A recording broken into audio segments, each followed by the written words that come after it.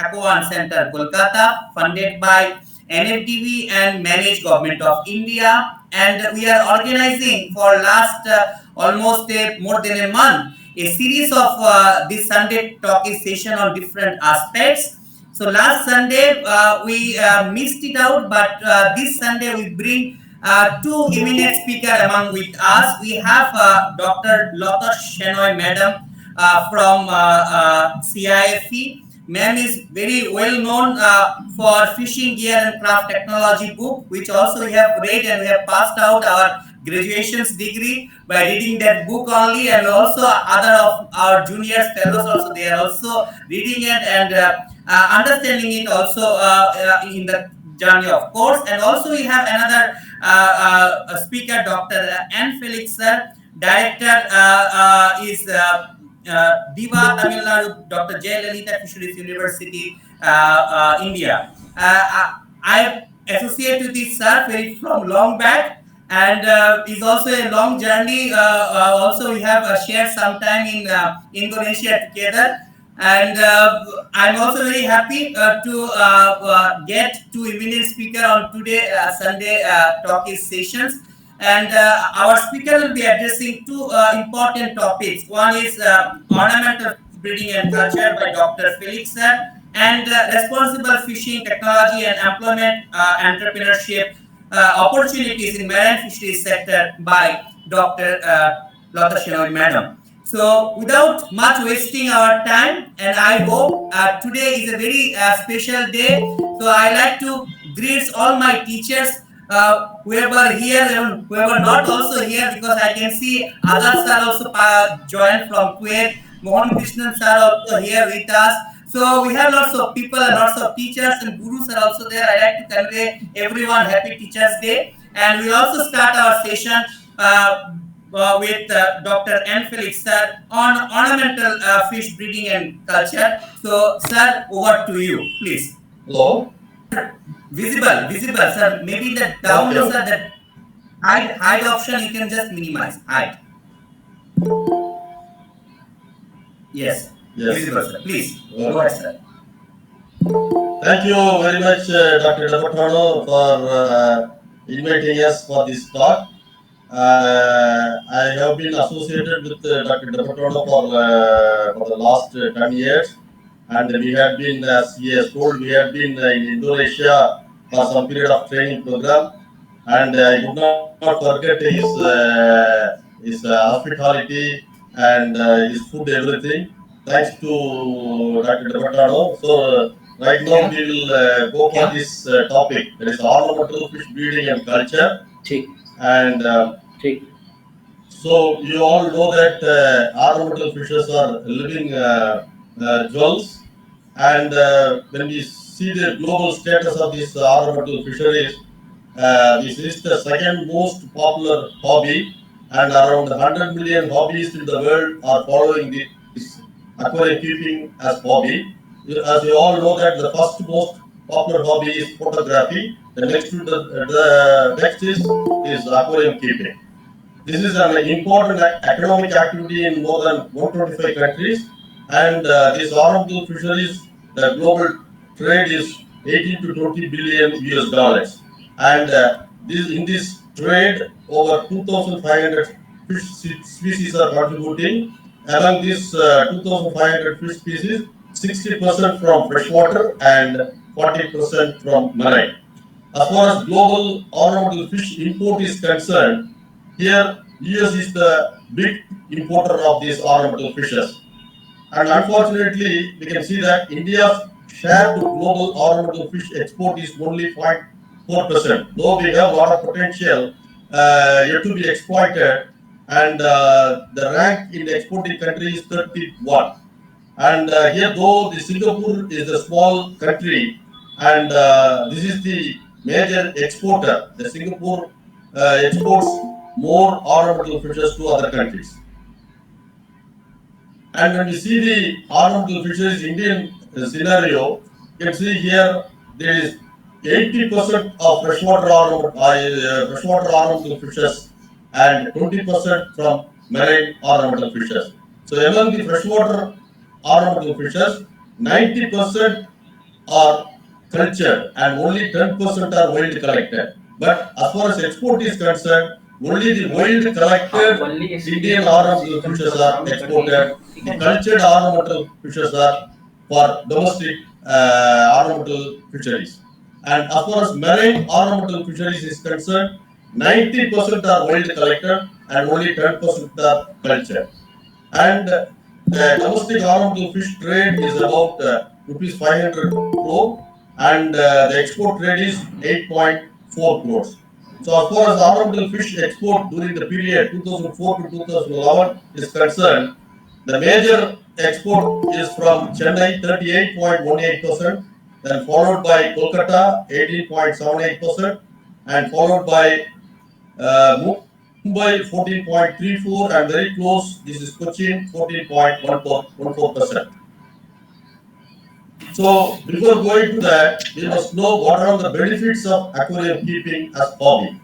So why should we go for aquarium keeping as hobby? And we all know that it is when we watch the aquarium fishes, it is very much pleasure to the young and old people. So when we are happy, automatically our mind is relaxed, and when mind is relaxed, of course, we have a normal heartbeat and blood pressure.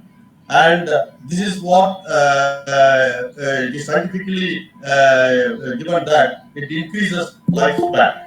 And also, when the children are just watching the aquarium fishes, they are counting the number of fishes. They are able to count the number of fishes. While counting, it is also scientifically told that it improves their mathematical knowledge. And also, when they are seeing the color and behavior, and they are able to get some science knowledge also.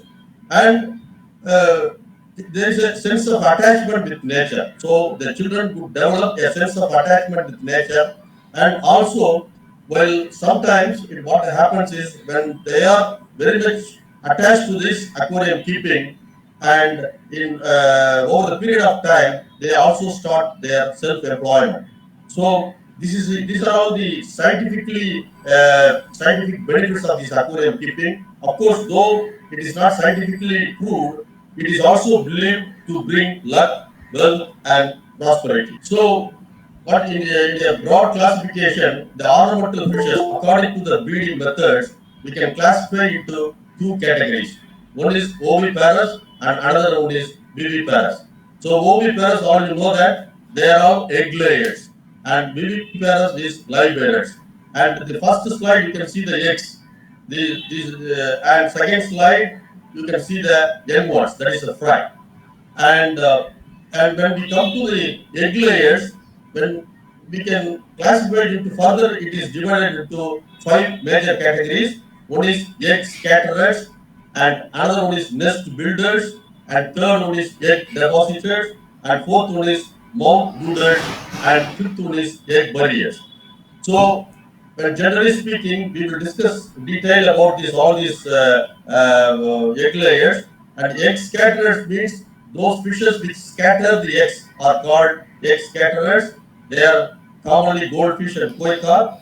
And nest builders means like birds, they can also build nest using their saliva on the surface of the water. For example, fighter and gauravi. And egg depositors is they deposit the eggs on some of the substratum. The example is angel and discus. And mound brooders, they can brood their young ones. They can brood the eggs. They keep the eggs as well as the young ones in their mouth. For example, arowana and cichlid fishes, some of the cichlid fishes. Then egg barriers, the typical example is killifish. You must be knowing that in the seasonal rivers and reservoirs, mostly during the summer, the water will not be there. Only during the rainy season, it will be full of water. So the killifishes, when they are in the nature system, what they do is, while the summer is approaching, when the water is completely drained, they started releasing the eggs, and they keep the eggs, they bury the eggs under the bottom, and and they die. when the water is not there, the parents will die. Only the eggs will be put kept in the, that is buried in the mud region, and they are kept at dormant stage. Once the water comes, once the rainy season comes, the young ones will be hatched from the eggs, and that's like that the generation comes. So this is a typical example of egg barrier. And when we talk about the live bearers, for any ornamental fish starters, if anybody wants to start the ornamental fish breeding and culture, they can very well go first. They can get experience with the live bearers, because the live bearers are very easy to breed, and very small fishes, they can be easily breed, and they can withstand any hot water also. So these are some of the advantages of live bearers, and any startups, they can go for the live bearing ornamental fish breeding and culture. And these live bearers, as already we discussed, they release the young ones. Straight away they release the young ones.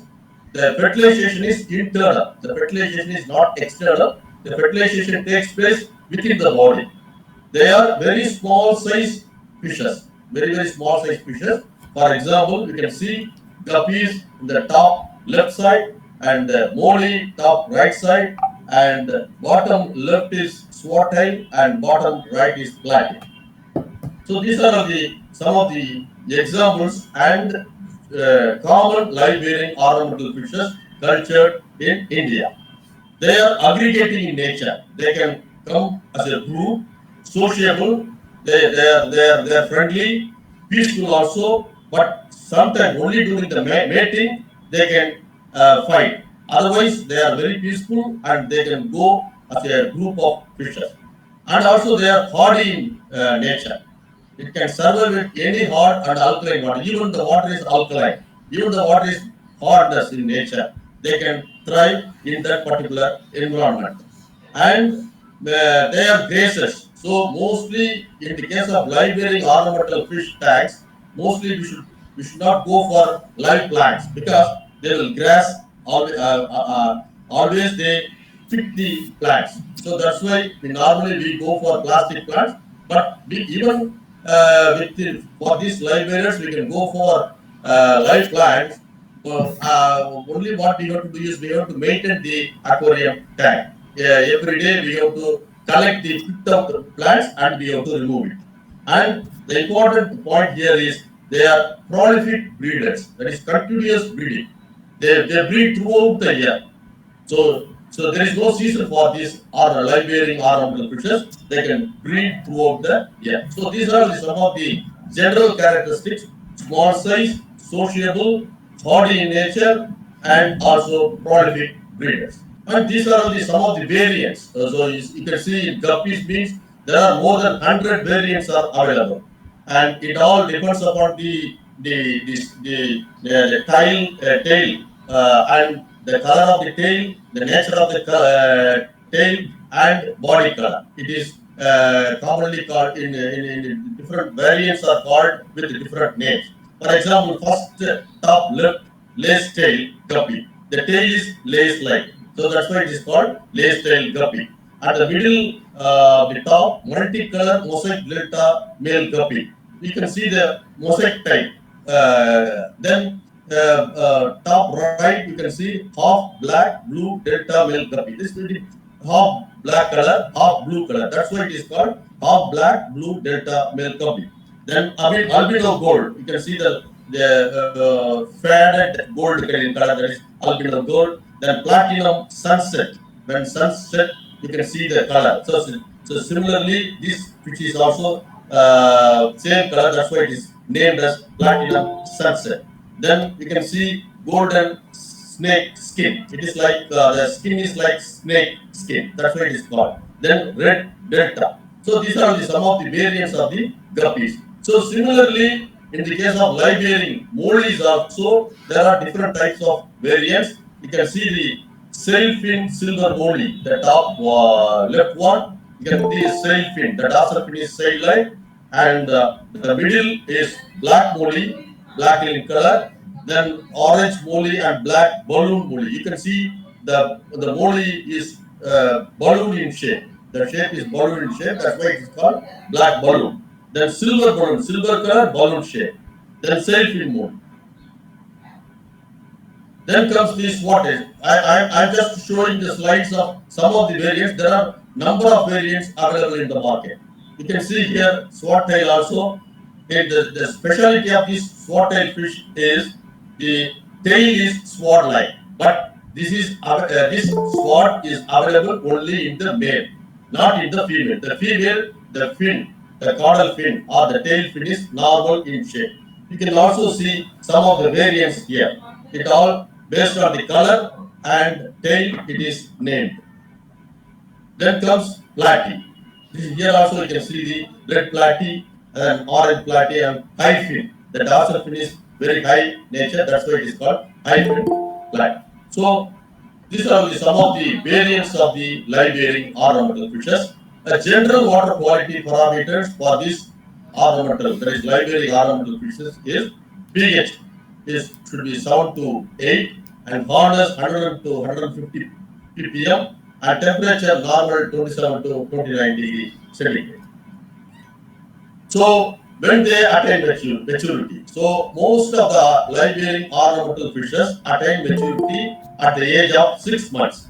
Sometimes in some cases even they attain maturity at the month, even 2 months old guppies and platy can also mature, but generally they mature at the age of 6 months.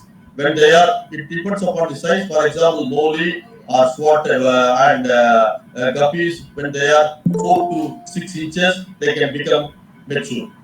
And how to identify male and female. So the identification is very easy also in the case of live bearing ornamental fishes. And when they attain at the age of 6 months, and you can see, but in the young one stage, you cannot identify male and female. When they are attaining maturity at the age of 4th month or 5th month or 6 months, you can see the male and female. The male, generally, you can see here, the size of the male is smaller. So, in the case of ornamental fishes, male is very small in size compared to female. So, at the same age group of fishes, if you are seeing the males are smaller in size and females are larger in size. And you can see the color, brightly colored and attractive. The males are very much brightly colored and attractive. And but in the case of female, they are compared to male, they are dull in color. And third point, fins. You can see the fins. The dorsal fin or caudal fin are larger in size in the case of males, but in the case of female, very short. The dorsal fin or caudal fin is comparatively shorter. So only in the case of size, when we compare the size, males are smaller, females are larger. But in the case of comparing the fin shape, the fin is larger in the case of male, the fin is smaller in the case of female. And belly region, you can see the belly region. The belly region is very much flat in the case of male fish, and in the case of female, the belly region is bulged in nature because it contains a lot of eggs. That's why it is bulged. And here the specialty is here it is also having a reproductive organ. But in the case of egg depositors, egg layers, there is no reproductive organ you can see outside. But in the case of live bearing ornamental fishes, you can see the reproductive organ. In the picture, first picture, top left, you can see the male, the pelvic fin, you can see a rod-like or tube-like structure. This is the pelvic fin, the rays. There are different rays are available in the pelvic fins. Some first, third, fourth, and fifth. These pelvic rays are joined together and they form a tube-like structure or rod-like structure. Through this rod-like structure, through this tube-like structure, they are transferring their sperm into the female belly region. So this is why this reproductive organ is called as gonopodium. You can see the male fish gonopodium, but in the case of female, the gonopodium is absent. So you can see the top left first photograph, the pelvic fin is rod-like structure, but in the case of top right side, you can see the fins are normal in shape. Similarly, in the middle fish also you can see the fin shape is the pelvic fins are normal in shape. This is how we can differentiate males and females. You can easily differentiate the males and females. So breeding. So how to set up a breeding tank? Whether we should go for only for glass tanks or cement tanks or FRB tanks or any type of tanks can be used for the breeding of ornamental fishes. Minimum capacity, even we can go for 20 liters or 50 liters, 100 liters, even 500 liters. So whatever may be the tank size, we can go for the breeding of live bearing ornamental fishes. According to the availability of the tanks with us, we can go for the breeding of live bearing ornamental fishes. So when they are getting mature at the age of 4th month or 5th month or 6 months, we are able to identify the male and female. When after identifying the male and female, we have to condition the breeders. So how to do the conditioning? We should make them feel. We should make the male and female fish feel that they are going to breed. So that type of conditioning we should make it.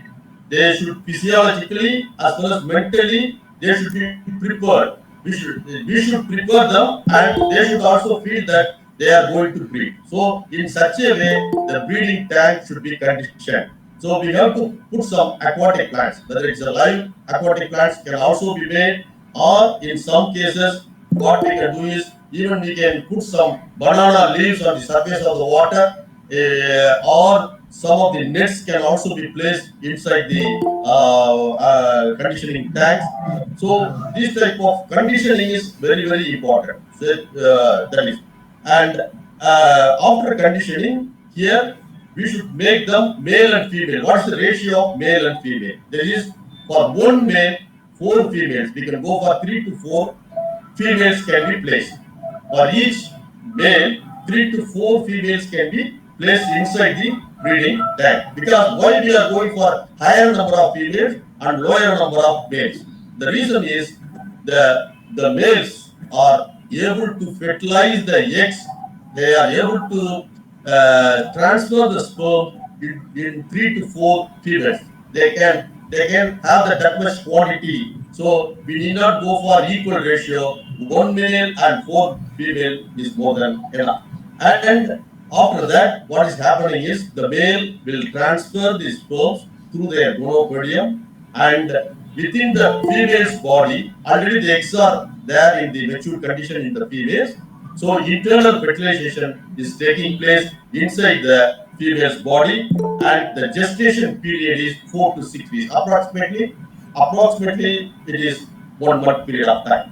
So 1 month period of time is gestation period. The male is transferring the eggs, and already the mature eggs are available in the female's body, and they are mixing together inside the body. Internal fertilization takes place. 1 month is the gestation period. After 1 month, the egg modes are released. Here you can see the video. The bottom is female, the top one is male. You can see the male is brightly colored. Here, this is the female fish, belly region. You can see bulged belly region, and this is ready to release the young ones. You can see one fry is released, and he started releasing the fry and released so many fries from the female fish brooder. So next you can see even maximum 200 to 250 young ones from one female fish. It all depends upon the size of the fish. So before breeding, the top one is female, the bottom one is the male. That is very flat in nature. After you can breeding, you can see the female belly region become flat because all the young ones are released from the female fish. So this is what we talked about the breeding tanks. What type of breeding tank we can use? This type of breeding tanks. This can be used as breeding tank as well as the culture tanks. So the maximum, how many young ones, how many fry from one female fish can be expected? It is ranging from 50 to 200. It all depends upon the size of the fish body. And another important character here is once the female become pregnant and release the young ones, after 2 or 3 times, male is not at all required because already the transferred male sperm is available in the female's body.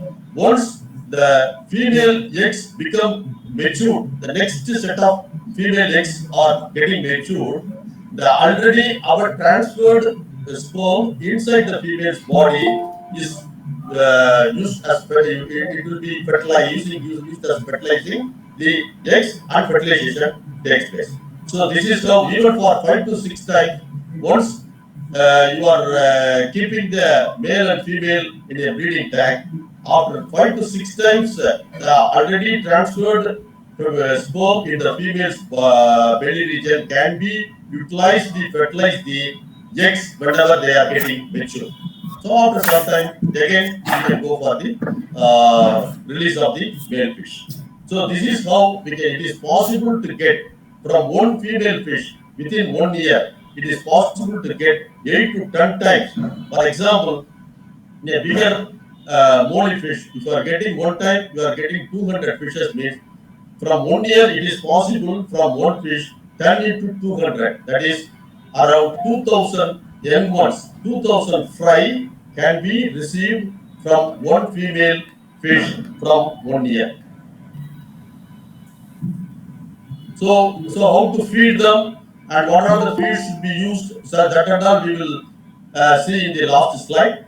And this is about the live bearing ornamental fish breeding. So how to breed the ornamental fish.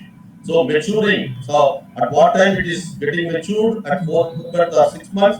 Then how to identify the sex of the fish, male and female. Males are brightly colored, females are dull in color and size and reproductive organ. Then we are conditioning the breeders and keeping a breeding tank. There you are keeping 1:4 male and female ratio and keeping some of the aquatic plants there. The aquatic plants, the purpose of aquatic plants, keeping the aquatic plants is to make them the young ones to hide. Because the reason is once the fish release the young ones, they start eating the fry. That's the problem. So we have to make some hideouts.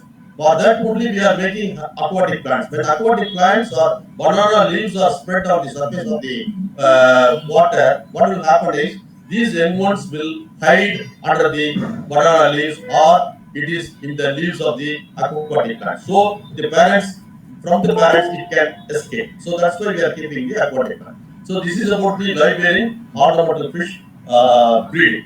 Then comes to the egg layers. So egg layers, here there is no internal fertilization. Eggs are released into the water. Fertilization is external. The fertilization takes place in the water. So that is the main difference between the live bearing and egg layers. Here in the egg layers, first we are going to discuss about the egg scatterers. So what is egg scatterers? Those fishes which scatter the eggs, which spread the eggs, are called egg scatterers. So when they scatter the eggs, what is the type of eggs? What is the nature of the eggs? Whether they are aggressive in type, maybe some fishes it is aggressive in nature, some fishes it is semi-aggressive in nature, some fishes non-aggressive. Some fishes, for example, it can attach with some of the plants or some of the substrata. Some fishes, when they are releasing, they are semi-aggressive. Some little aggressive in nature, and some eggs, when they are released, they are not aggressive. They will not attack with anything. Just they will be released and they will be on the bottom of the tank. So first we are going to discuss about the goldfish. So as you all know that there is the goldfish is the common egg layers and they are typical example for the egg scatterers.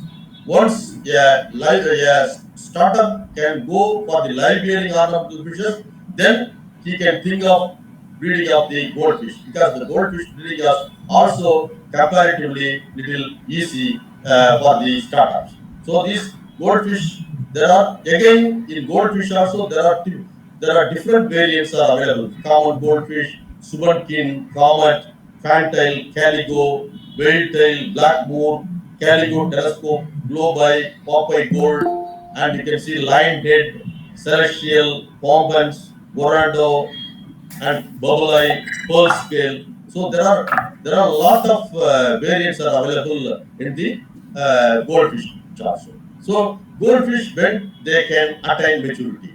So normally all the goldfish attain maturity at the age of 6 to 8 months of period of time. Again, it depends upon the feed what we are giving. If we give a good quality feed, it will attain maturity even at the age of 6 months. So it depends upon the diet, the food what we are giving to the fish. Here you can see once they become mature, how to differentiate male and female of the goldfish. Normally, all the goldfishes, except some common goldfish, all the goldfishes, you can see the belly region, almost they are bulged in nature. So how to differentiate male and female? But comparatively, when compared with male, females are more bulged. So that is one characteristics of the female fish. Another one is you can see the top plate here, breeding tubercles. In male fish, the tubercle white spots are present on the gill cover. So this is the one more characteristics of the goldfish, male goldfish. But in the case of female goldfish, the breeding tubercles are not present. So only the male breeding tubercles are present. So another thing, how to differentiate male and female, you can see the abdomen region.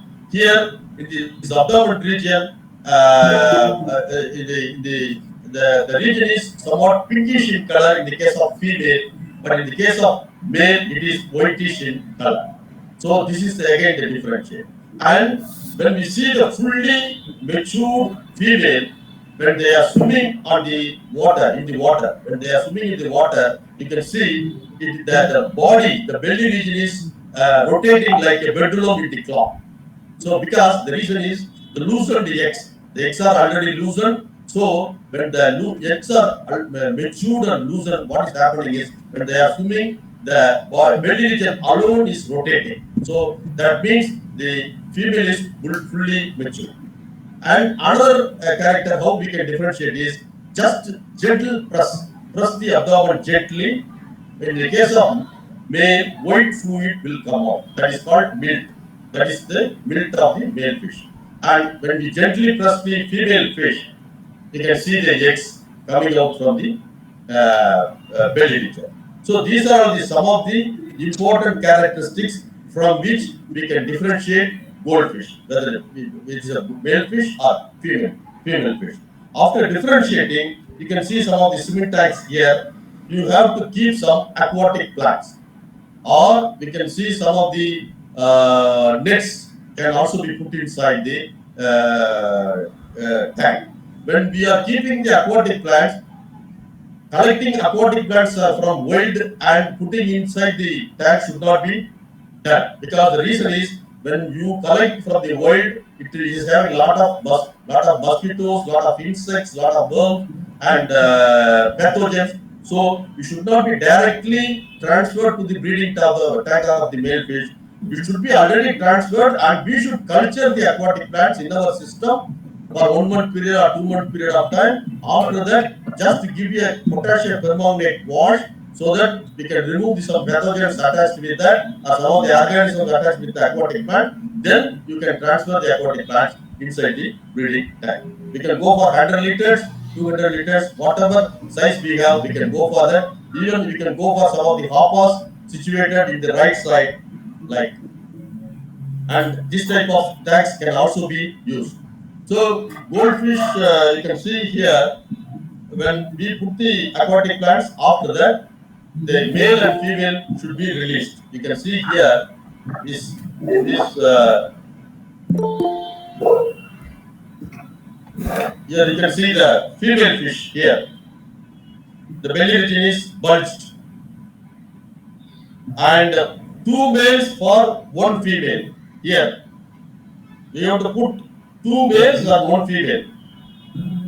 You can see the eggs. All the eggs are released. You can see the eggs released.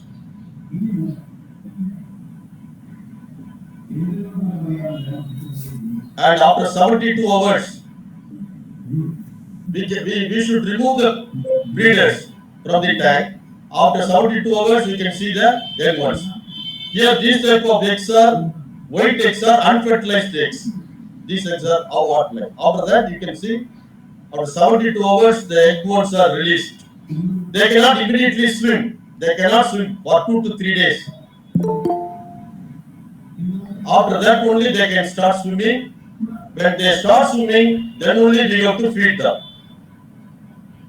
Until then, they feed the egg yolk present attached with the young ones. You can see here. In the case of goldfish, I have shown the video. 2 males and 1 female. Why this is the ratio? Here in the live birds, you can see the ratio 4 females, 1 male there. But in the case of goldfish or any egg layers, the ratio will be somewhat, there is 1:1 or 2:1. Male will be little more number. The reason is because the eggs present in the females, the sperm present in one male will not be sufficient to fertilize the eggs of the one female. So because one female can lay about 500 to 10,000 eggs. It depends again, depends upon the size of the fish, variance, everything. So one male, the sperm from the or milk from the one male is not sufficient to fertilize the eggs of the one female. That's why we are going for 2 males and 1 female. And you might have seen the video also that after the young ones are released from the eggs, they are not able to swim. They are just without movement. They are there because at the time they are attached with egg yolk. So that time also we should not feed them. We should not feed anything until they start swimming. We should not feed anything because they can eat the egg yolk attached with that particular fish and they can thrive. After they start swimming, only we have to give the feed. So similarly, koi carp also. Koi carp also similar type of breeding, but only difference here is here the maturity. They attain maturity only after 1 year or 1.5 years. So that is the major difference between goldfish and koi carp. And among the egg scatterers, other fishes are rosy paw and top left and nearby is rosy paw and top right. The two pictures are tiger paw. Then bottom you can see the breeding tank left and right you can see the danio and extreme right you can see the shark fish. So these are all some of the egg scatterers and just I want to touch upon the breeding. They also attain maturity at the age of 6 to 7 months. And in the case of rosy paw, you can see top left, you can see the rosy in color. That means when they attain maturity, male become rosy in color, female become female is as such. They are somewhat orange in color.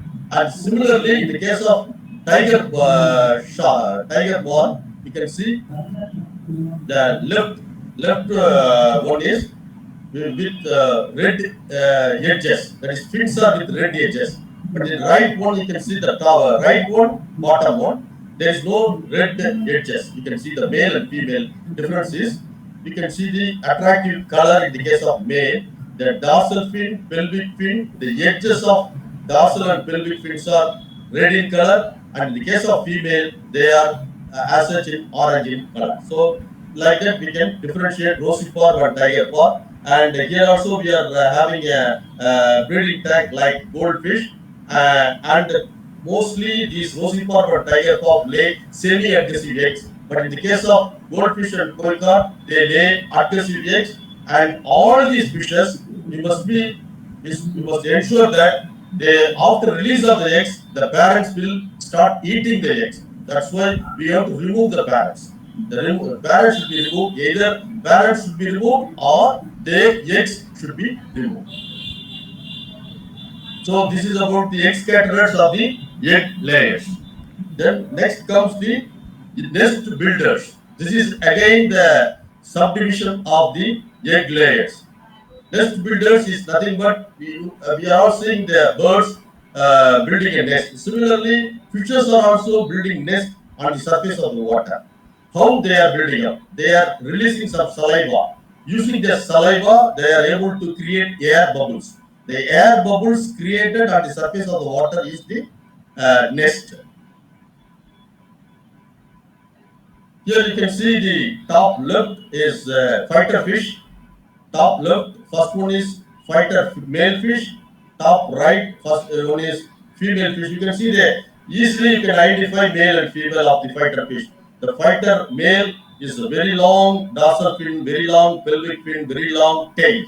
But in the case of female fighter fish, very short. Caudal fin is very short, pelvic fin is short, dorsal fin is very short. And here the important thing is when they attain maturity, male attain maturity and female attain maturity, what we have to do is the male will fight with other males and females. So after they attain maturity, after they start creating or building the nest, that building the air bubbles, it is the indication that the male fighter is ready for breeding. Then what we have to do is we have to remove each and every fighter and keep it in a small bottles because we cannot keep it as a population in one tank. What will happen is these male fighters will fight with other males, and also we cannot keep the male and female fishes also in the same tank at the time of breeding. Of course, during the time of breeding, we have to keep one male and one female. But in the case of maturity, after attaining the maturity, we should keep the males and females in a separate tank. And also the males should be, each male should be kept in a separate bottle, and female population can be kept in a one tank because they will not fight with each other. And similarly, you can see the right things, Gaurami. You can see the Gaurami. Here also the thing is the very large fins is the major difference between the male and female. Here you can see the bottom air bubbles are there, and you can see in the middle of the bottom side how the male press the female's body. When the male press the female body, the young ones are released. Here you can see the video. The female and male.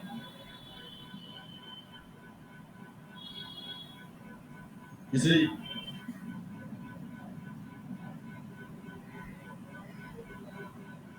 the male.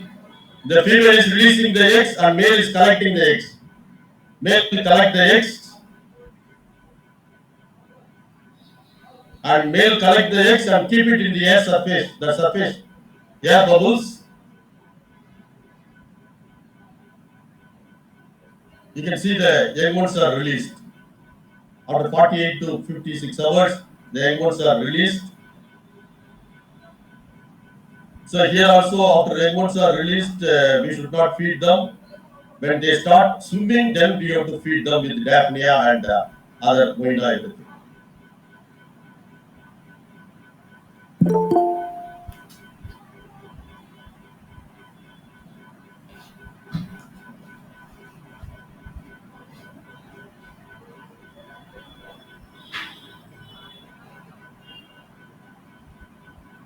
Then comes the egg depositors.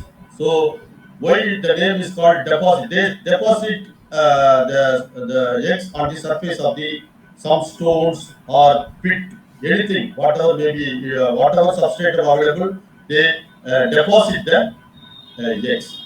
There are two types of egg depositors. One is open water spawners and another one is secretive spawners.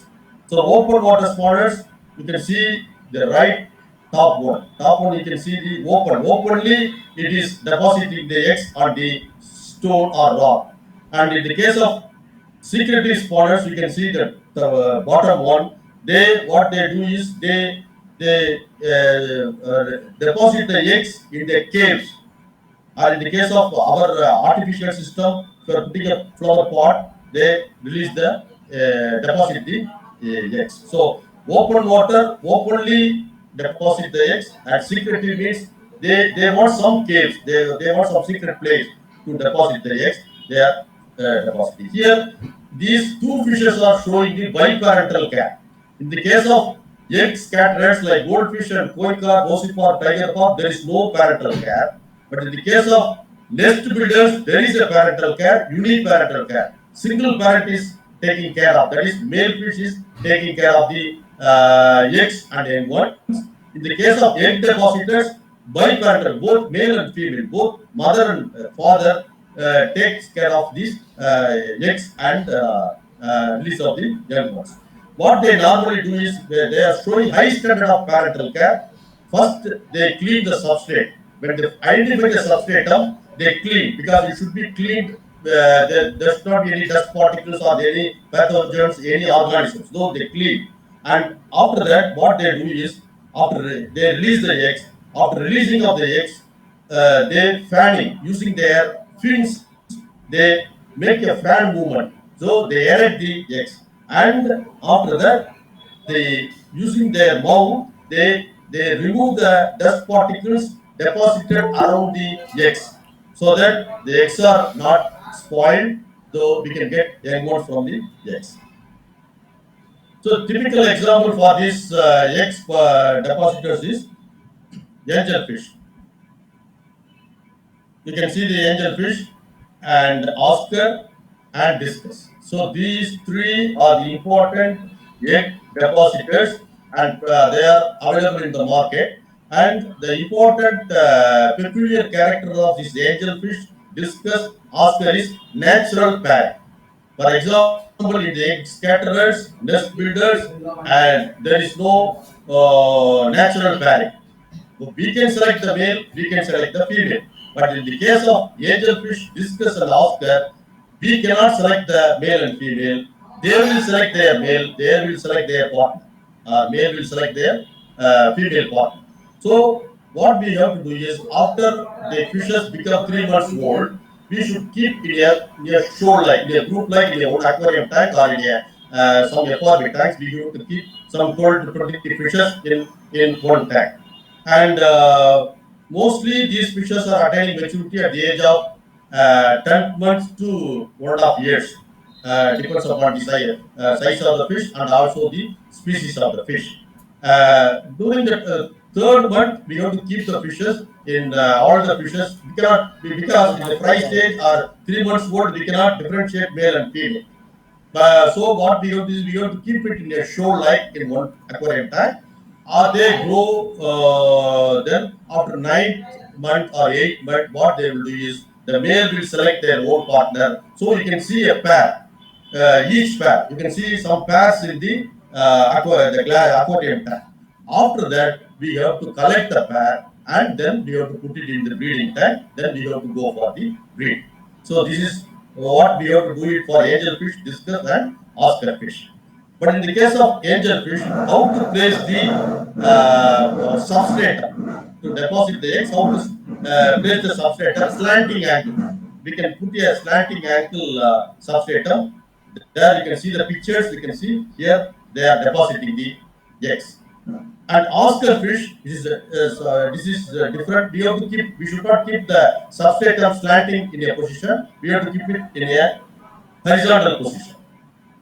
And here discus, you can see it can be kept in a slanting position. Discus, and the discus is differing from angelfish and Oscar. How it differentiates is here after the young ones are released. The young ones, what they will do is they will just take the milk secreted from the female's body. So that is the food for them for some period of time. So this is about the egg depositors. So then comes the last one is mouth brooders. So here also there is two different types of mouth brooders means the fish which keeps eggs as well as fry in their mouth is called mouth brooders. Some keep only this is that egg alone. Some fishes will keep egg as well as larva. Both they will keep. During the time they will not feed for at least for 2 weeks. They will not feed their feed. You can see some of the mouth brooders in the cichlid fish. You can see here first top left is male peacock cichlid, then right one is female peacock cichlid. You can see after attaining maturity the color is entirely become different.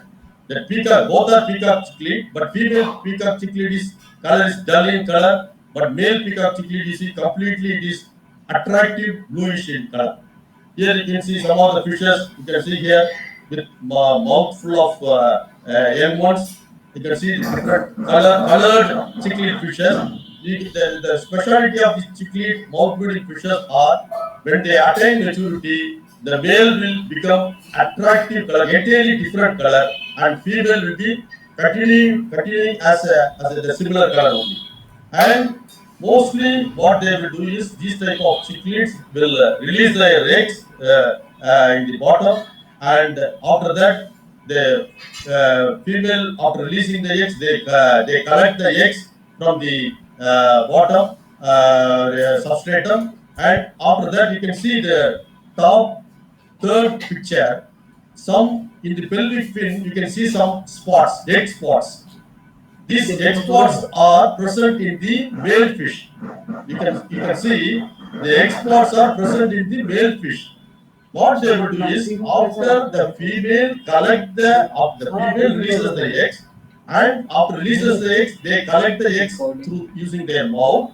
After collecting the eggs, they go to near to the male fish, and they see some of the eggs are left out in the pelvic fin of the fish, male fish. They think that they left out the eggs in the male fish pelvic fin, but that's not correct. Actually, this is the character developed by the for the male cichlid fish. These are all dummy eggs. They are not original eggs. They are dummy eggs. What is happening is after the female collect the eggs, they go near to the male fish, and they think that they are all the original eggs, so they want to collect through their mouth. When they are collecting the dummy eggs through their mouth, during the time the male releases the sperm, the released sperm is also collected by the female's mouth. There in their mouth, the eggs and milk or the sperm is mixed together and fertilization takes place. Then the young ones are comes out. So this is about the cichlid fish breeding. And here Aravana is also typical egg depositors. You can see. I will show the video here. You can see the video.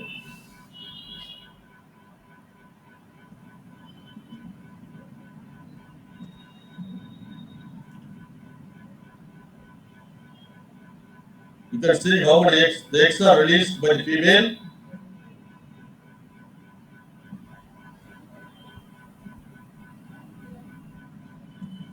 The, the male fish is collecting the eggs here. In the Aravana, male fish is collecting the eggs. But in the other cichlid fishes, female is collecting the eggs.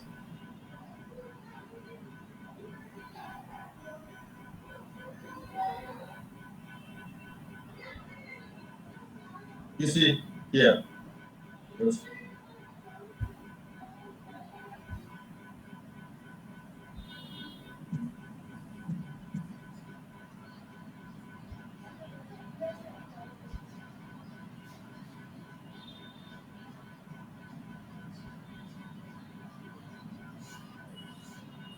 So they are attached with the egg yolks,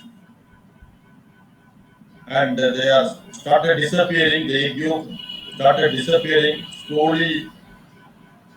Then they start eating the food, whether it is any worms or cockroaches or small insects. They start eating. So this is about overall picture about the breeding of the ornamental fishes. And now, what are the live feeds? So whether it's a live bearing fish or egg laying fish, we have to feed them with live feeds initially, because there are micro encapsulated feed, there are formulated feeds, but yet to replace the live feeds. So we have to go for live feeds initially.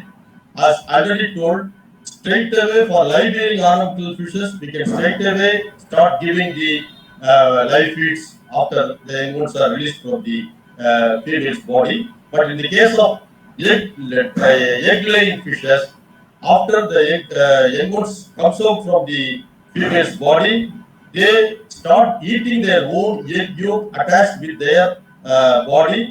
After some period of time, they start free swimming.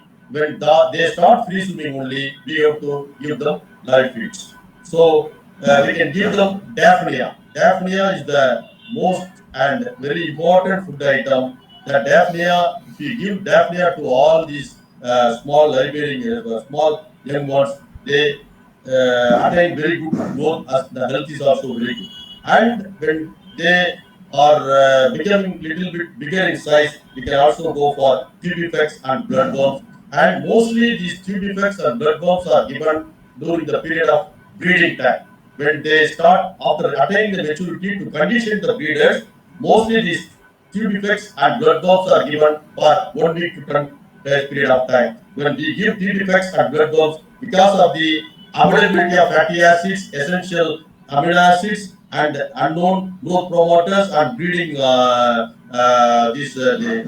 vitamin C and vitamin E availability, the eggs are very good health in condition, good health condition, and we can get a good fry from the fish.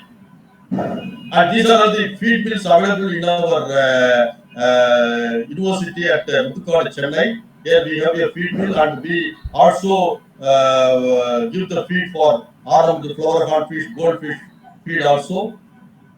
And so how we can formulate the feed?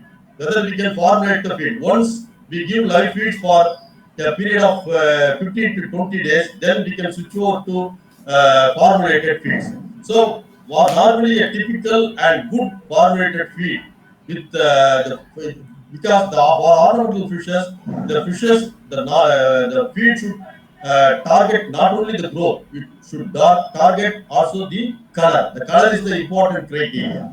So for that, we have a formulated feed, that is fish meal, shrimp meal, fish soluble, krill meal, fish oil, soybean meal, corn flour, maida, wheat flour, lecithin, L-amino acids, digestive enzymes, dried yeast, garlic, gelatin, astaxanthin, spirulina, vitamin mix, mineral mix.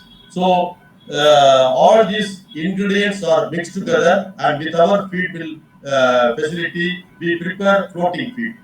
Normally, with this type of inclusion, the protein level is 41%. But for live bearing ornamental fishes, we can go for 32% crude protein. For flower horn fish, we can go for 40 to 48% crude protein. For other cichlid fishes, we can go for 36% protein feed. And again, it depends upon the locally available ingredients. We can also formulate the feed, and accordingly we can prepare the feed and we can give the feed to the fishes. But the important thing is when we prepare the feed, it should promote the color of the fish. For the case of flower horn, it should promote the growth of the hump. And also, when we put the feed in the aquarium tank or any culture tank or breeding tank, we should not spoil the water. So there should not be bleaching. We should see that the feeds we prepared is water stable and there is no bleaching in the feed. And also we should see that it is meeting all the nutritional requirements of the particular fish. And we can also go for synthetic color attractants like astaxanthin, catastanthin, and beta carotene. Apart from that, we have also tried with carrot, pumpkin, and these color enhancers. Also, we have tried, and we have also succeeded with these color materials. And among the fishes, the important thing is what are all the problems? How to identify the sick fish?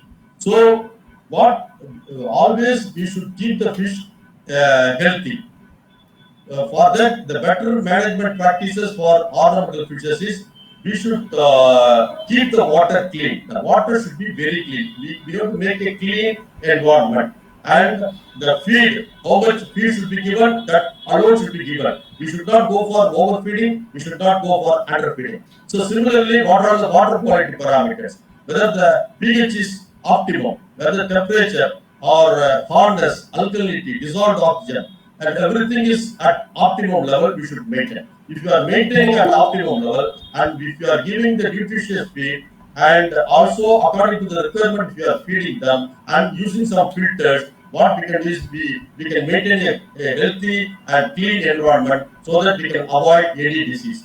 In some cases, sometimes what is happening is if you are not maintaining the aquarium tank or culture tank properly, then we can find some of the diseases. Then that for that, what we have to do is we have to. It is better always to prevent the diseases. Otherwise, if disease comes, there are a lot of medicines available in the market. That medicines can be used. So how to identify this sick fish? Loss of habitat. They will not feed. They will be weak. They lose their buoyancy. They come to the surface. They will be always on the side of the wall. So like that, there are some of the symptoms for which we can identify the sick fish. So when we identify some of the sick fish and identify the disease, then we have to give the proper medicine. So these are some of the diseases of the ornamental fishes. You can see lot of bacterial diseases, viral diseases, fungal disease, parasitic diseases. Lot of diseases is common in the ornamental fishes. Only the problem is when we are not keeping the clean environment, then only all these diseases will come. So otherwise, we can avoid the diseases. And you can see the top swim bladder disease. Top left one is the upside down. The fish swims upside down. This is called now common disease is swim bladder disease. And the top next one is dropsy. You can see next one is also dropsy. Dropsy is the scales are protruded. And the bottom one, you can see the left one. You can see the Lernaria diseases, fish lice. You can see the bottom right. You can see the orbless. These are the parasitic. Bottom one is parasitic diseases. Top one is the bacterial diseases. For that, what we can normal medicines we can use is potassium permanganate, salt, antibiotics like oxytetracycline, methylene blue, malachite green, organophosphates, formalin. These type of medicines can be purchased and can be given. So otherwise, what all the medicines available in the market can also be given to the fish. So first of all, we must see that we should avoid we have to prevent the diseases. We have to give you a proper feeding and the proper maintenance of the water quality. Then we can avoid the diseases. And finally, we can come to a conclusion that how to set up a aquarium tank in our house. We can what are the equipments required? One is glass tank is required. Whatever may be the size, then gravels and aquatic plants, whether it is an original plants or natural plants or artificial plants, and heaters in the case of winter season, and some of the filters and air pumps. With these available equipments, we can easily set up the aquarium tank. And only thing what we can see is if we maintain the aquarium filters properly. And for example, if you the right size of the aquarium filters, that is right quantity of the aquarium filters should be necessary. For example, for 50 liters tank, how many aquarium filters are necessary? Or how much capacity of aquarium filters is necessary? Accordingly, we have to put them in the these filters, and every 2 or 3 days we have to remove the sponge available in the filters and we have to clean it. If not, if we are cleaning 2 or 3 times, after that we have to replace with a new sponge. Then the filtration will be efficiently done. So there won't be any dust particles in the aquatic, that is aquarium tank. It will be very clean environment we can maintain. Only with the availability of aerators or air pumps and filters and good food, we can easily keep the aquarium tank for a long time without any problem, without any disease problem. Only thing is the filters are very much important, and this is aquarium keeping is picking up worldwide and India also. And this is a very simple. Most of the people will think that we have to frequently we have to exchange the water like that. The people will think about that, but it is not at all necessary. When we keep a good aquarium filters, we need not exchange the water. Even 3 months, 4 months, we need not exchange the water. Only after 2 or 3 months, we have to exchange some 10 to 20% of the water. Then we get to replace with the new water. So like that, we can maintain the aquarium tanks. I think I am concluding my speech. Thank you very much.